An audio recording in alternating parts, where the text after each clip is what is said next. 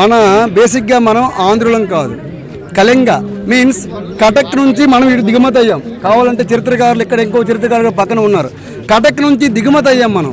అంటే మనం ఒరిస్సా విడిపోయినప్పుడు బేసిక్గా ఈ మద్రాస్ ప్రావిన్స్లో ఉండేది. 1936లో ఒరిస్సా విడిపోయింది. విడిపోయినప్పుడు ఏమైంది, కోరాపుట్, గంజాం, రాయగడ అండ్ జిరంగి ఈ 4 జిల్లాలు ఒరిస్సాలో ఉండిపోవడం అయింది. ఇక్కడ శ్రీకాకుళం, విజయనగరం, విశాఖపట్నం, రాజమండ్రి ఇంక్లూడింగ్ పశ్చిమ గోదావరి కూడా జంగారెడ్డిగూడెం వరకు ఇవి ఆంధ్రాలో కలపడమైంది. ఇలా ఆంధ్రాలో కలపబడడం వలన ఎప్పుడైతే కలపబడ్డామో ఈ కళింగులు ఆంధ్రులుగా మారిపోయారు. ఆంధ్రీకరణ జరిగింది. మన చరిత్ర, సంస్కృతి, వైభోగం మర్చిపోయారు. అయితే యాత్రను మర్చిపోలేదు, బాలియాత్ర పేరు మర్చిపోయారు. మా తాతగారు మా గ్రామంలో సూర్యతాతను ఒక వ్యక్తి ఉండేవారు. బర్మా, రంగూన్ వెళ్ళి వ్యాపారం చేసుకొని 20-30 ఎకరాలు కొన్నారు అప్పట్లో. అంటే వాళ్ళు వెళ్ళినప్పుడు మా అమ్మమ్మ, మా నాయనమ్మ ఇక్కడే వదిలేవారు తెప్పలు. అంటే 100 ఏళ్ళు, నథింగ్ బట్ 100 ఏళ్ళ వరకు ఈ ఆచారం కొనసాగింది. బట్ బాలయాత్రను పేరు మర్చిపోయారు.